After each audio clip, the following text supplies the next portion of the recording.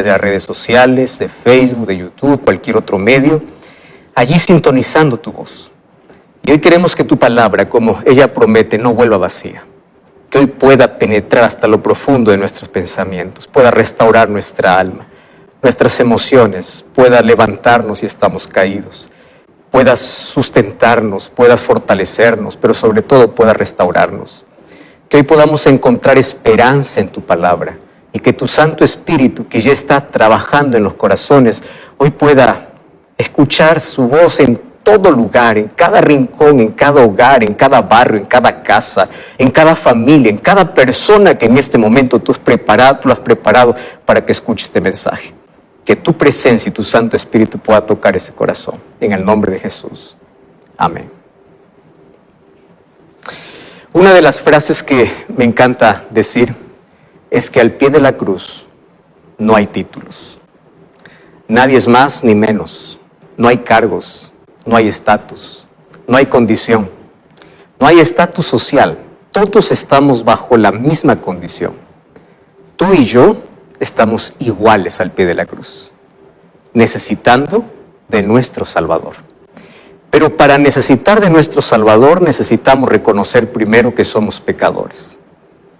Entonces al pie de la cruz todos somos iguales. También recuerdo que hace 2000 años una multitud de personas estuvieron al pie de la cruz, el día que Jesús fue crucificado.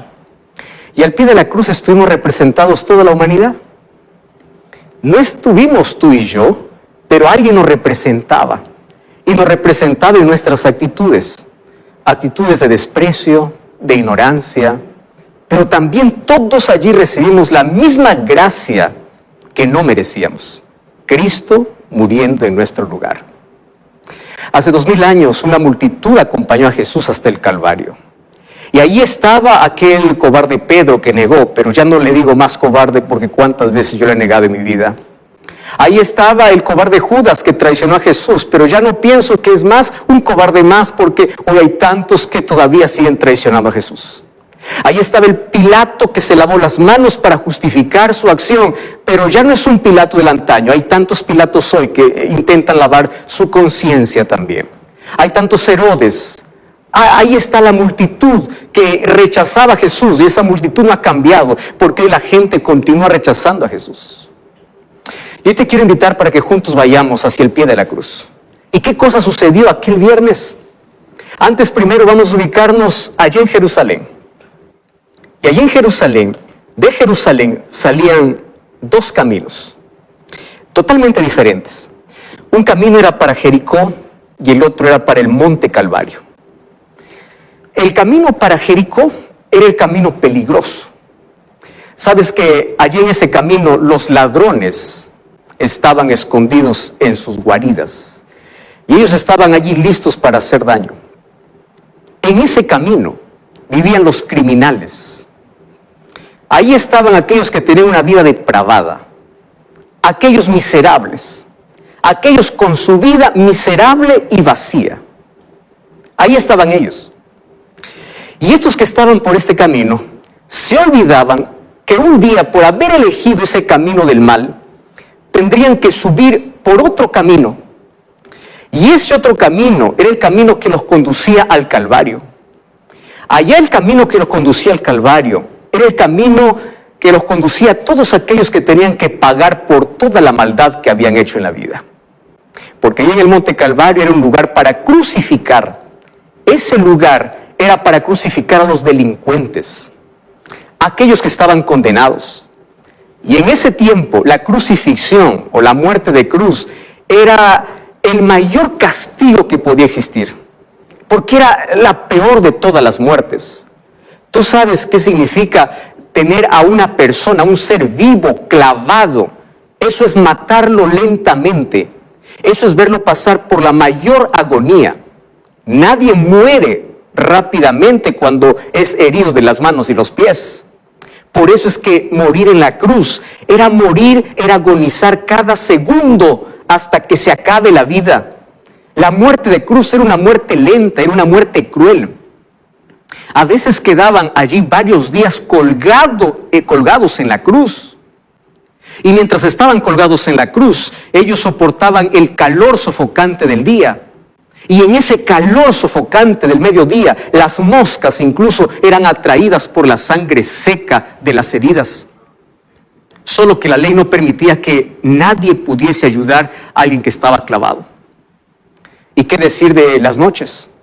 Porque ahí en las noches aquella gente que estaba clavada temblaba de frío, porque aquel viento helado llegaba para su cuerpo allí torturado.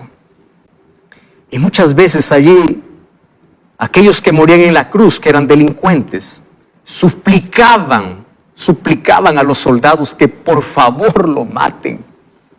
Pedían misericordia, pero la ley no les permitía. No permitía que el delincuente que estaba condenado a morir lentamente, alguien pudiese matarlo. Por eso la muerte de cruz era una muerte cruel. Y esa representaba la venganza de la sociedad contra todos aquellos que habían abusado. Todos estaban de acuerdo que esos delincuentes tendrían que morir de esa manera. Y allí en esa cruz, un día, viernes 15 de Aviv, allí en ese monte Calvario, se levantaron 3 cruces. La del centro, supuestamente, era el peor de los 3. ¿Y quién estaba en el centro? Era Jesús. Allí estaba Jesús colgado entre 2 ladrones. Y sabes que en las últimas horas de su vida, Jesús lo pasó entre delincuentes. Y al ser crucificado entre criminales, Jesús demostró que Él había venido a salvar al pecador. Al estar allí entre criminales, Él demostró que había venido a salvar a aquel que está hundido en la miseria, aquel que no tiene esperanza. Vino a salvar a aquellos que se sienten perdidos, aquellos que tienen un pasado que les persigue, aquellos que se sienten que no merecen nada. Por ellos vino Jesús. Y Jesús vino para devolverles esperanza, para devolverles la dignidad, para ofrecerles salvación. Y allí se mostró que Dios nos ama, aun cuando cometamos los mayores errores en la vida, aun cuando nuestra vida esté manchada y degradada por el pecado, aun cuando te sientas sucio. Allí Jesús ofreció su gracia y su poder para restaurar a todo aquel que lo acepta como Salvador. Y el libro de San Juan capítulo 19, versículo 18 dice: y allí lo crucificaron con él otros 2, uno a cada lado, y Jesús estaba en medio. ¿Y sabes qué cosa me impresiona? Que aquí en esa cruz, cada ser humano está representado. Todos los seres humanos estamos representados por aquellos 2 que estuvieron clavados al lado de Jesús. ¿Y por qué razón? Romanos capítulo 5, versículo 12 dice que todos nosotros pecamos y todos merecemos morir. El pecado nos condenó a la muerte. Y así como estos 2 malhechores estaban pagando el precio de su desobediencia, todos nosotros estuvimos condenados para pagar el precio del pecado, porque la paga del pecado es la muerte. Y estos 2 hombres, que eran pecadores, estaban allí condenados. Ellos allí representan a toda la raza humana, a todos los pecadores, donde la única esperanza que tienen estos hombres es que Jesús está al lado de ellos. Estos 2 hombres ya están perdidos. Estos 2 hombres ya están condenados. Estos 2 hombres están a punto de morir. Ellos están cargando su culpa de pecado. Ellos merecen el castigo. Mas cuando todo está perdido, uno de ellos reconoce que la salvación está tan cerca, que la salvación está en medio de ellos. Alguien que estaba muriendo con ellos no había cometido pecado. Estaba entregando su vida y cargando el peso de la culpa y de toda la humanidad sobre sus hombros. Y es Jesús que estaba en medio de ellos. Y así muestra a Jesús que la salvación es accesible para todos, aún para aquel que perdió la esperanza, aún para aquel que se siente condenado, aún para aquel que arruinó su vida, aún para aquel que no merece nada, sino solamente la muerte. Y ahí está Jesús para poder ofrecer la salvación y el perdón. Y la vida eterna fue ofrecida para estos 2. Y yo quiero que tú entiendas un asunto aquí. Los dos tenían el mismo pasado. Los dos tenían la misma condenación. Los dos tuvieron también la misma oportunidad de salvación. Pero fíjate lo que sucede. Solo uno de ellos aceptó a Jesús como su Salvador. Solo uno de ellos. Mateo capítulo 27, versículo 39. Dice que inclusive los dos injuriaban a Jesús. Allí Mateo 27, 39 dice, lo mismo, los ladrones injuriaban a Jesús. O sea, los ladrones que estaban crucificados con él, injuriaban a Jesús. Pero cuando vamos a Lucas capítulo 23, versículo 40, la historia cambia. Y dice que uno de ellos se arrepintió. Entonces la pregunta es, si ambos primero injuriaban a Jesús, ¿en qué momento uno de ellos se convenció de pecado? ¿En qué momento? ¿Sabes qué cosa me sorprende? Que aquel que se arrepintió no escuchó ningún sermón de Jesús. Aquel que se arrepintió vio que los gobernantes se burlaban, que las personas más importantes se burlaban. Entonces la pregunta es, ¿qué cosa es lo que convenció a este hombre de pecado? Este ladrón que se arrepintió, él no había visto a Jesús haciendo ningún milagro allí. Él no vio una corona resplandeciente sobre su frente. Él apenas vio que habían escrito encima de su cruz, Jesús Nazareno, Rey de los judíos. ¿Pero qué rey? ¿Dónde estaba su reino? Él no vio que los judíos le rindieran un homenaje. Él no vio que Jesús estaba con un cetro en la mano. Él solamente vio a un Jesús sufriente. Un Jesús que no tenía una corona real, pero un Jesús que tenía una corona de espinas.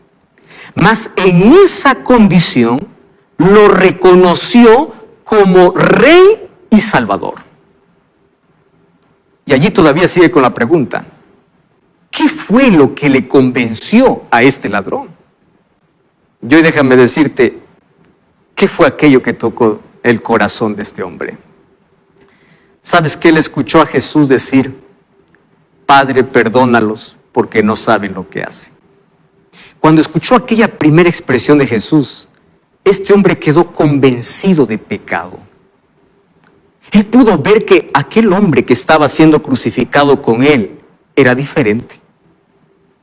Él no cometió pecado. Y él pidió perdón por aquellos que lo estaban clavando.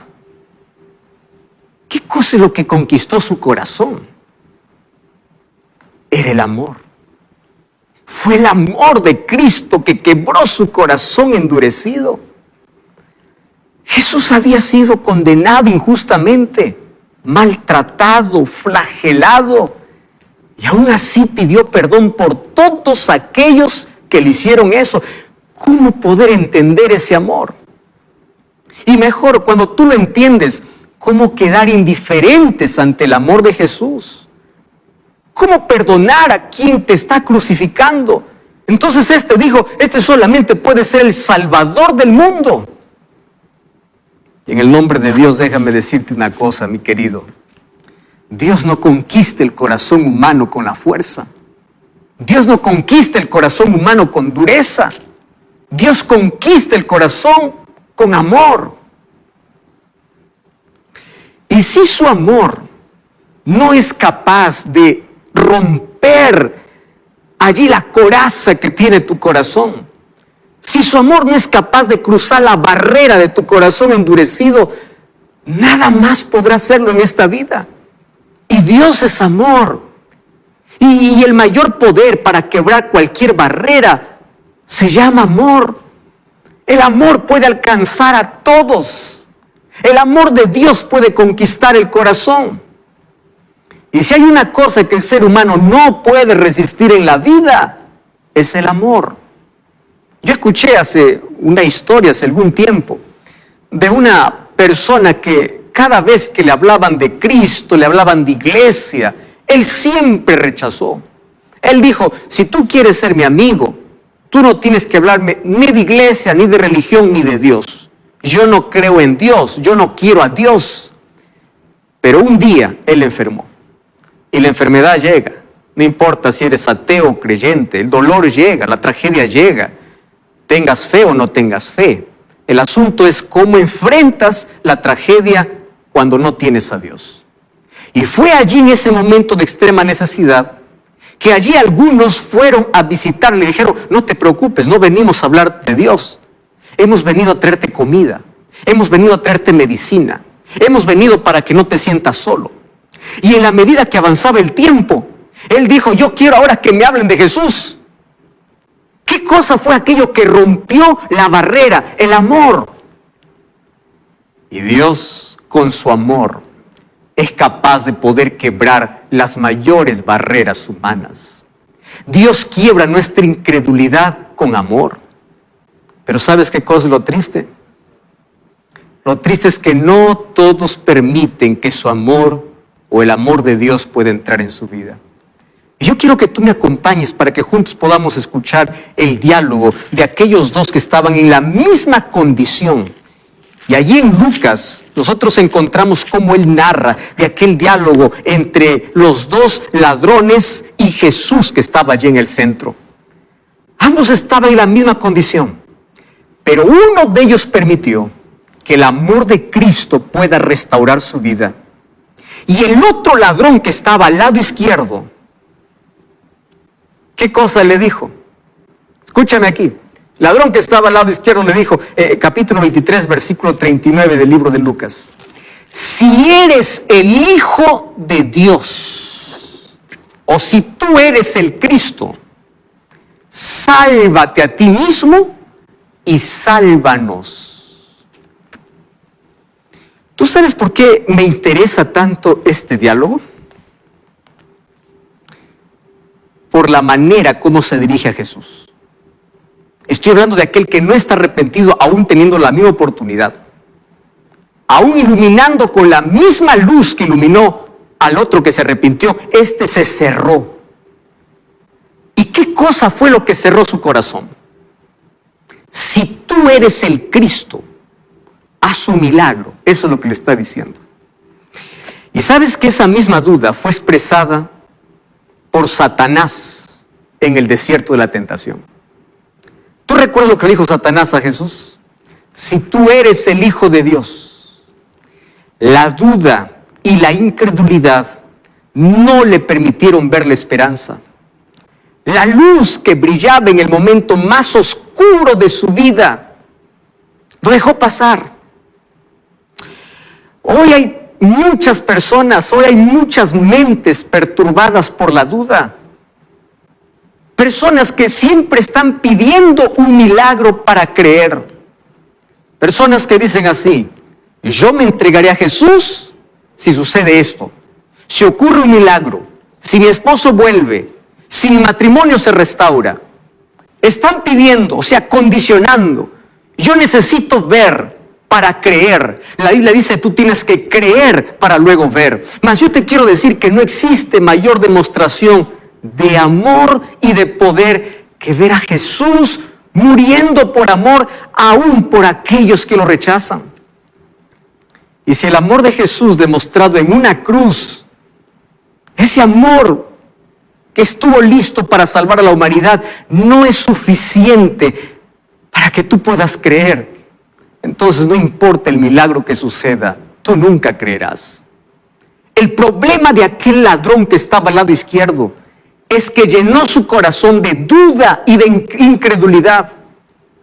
Y este ladrón del lado izquierdo representa a todos aquellos que mueren día a día en su propia cruz, en su cruz de indiferencia, de indecisión, de duda, de culpa.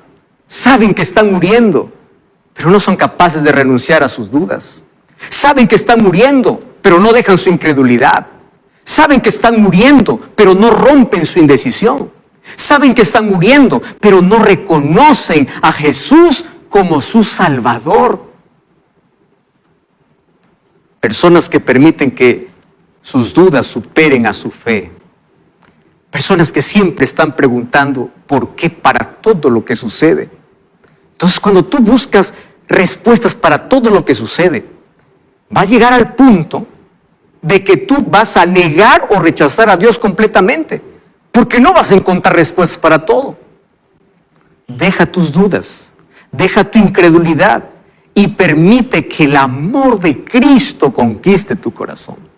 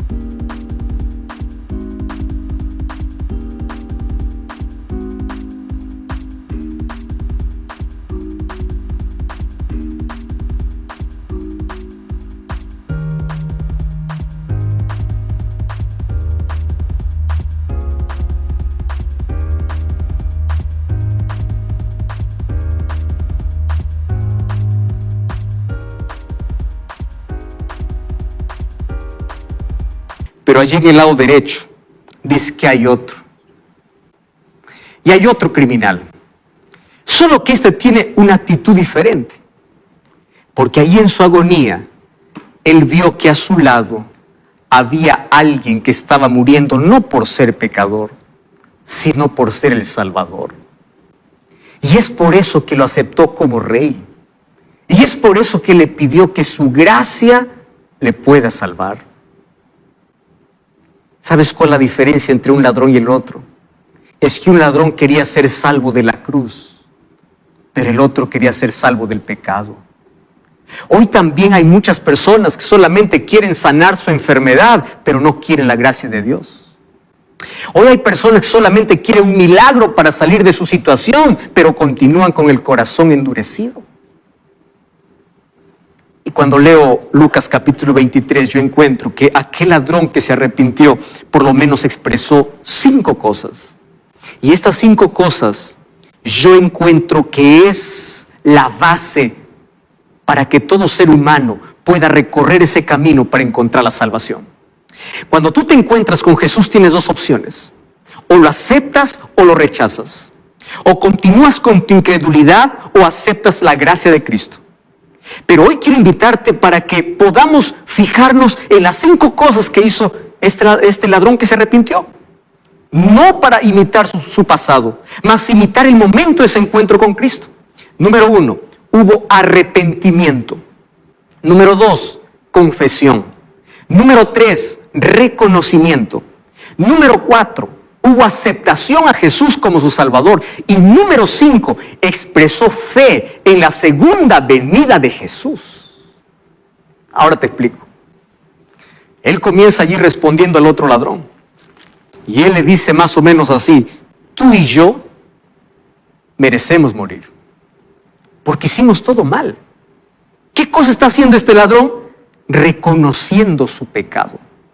Él está diciendo: nosotros desperdiciamos nuestra vida, pero este hombre que está aquí en medio no hizo ningún mal. Su único delito es amar. Su único delito es cambiar la vida de la gente. Su único delito es ir hasta los hombres y mujeres que están en la miseria para transformarlas. Su delito es cambiar a las prostitutas, a los ladrones.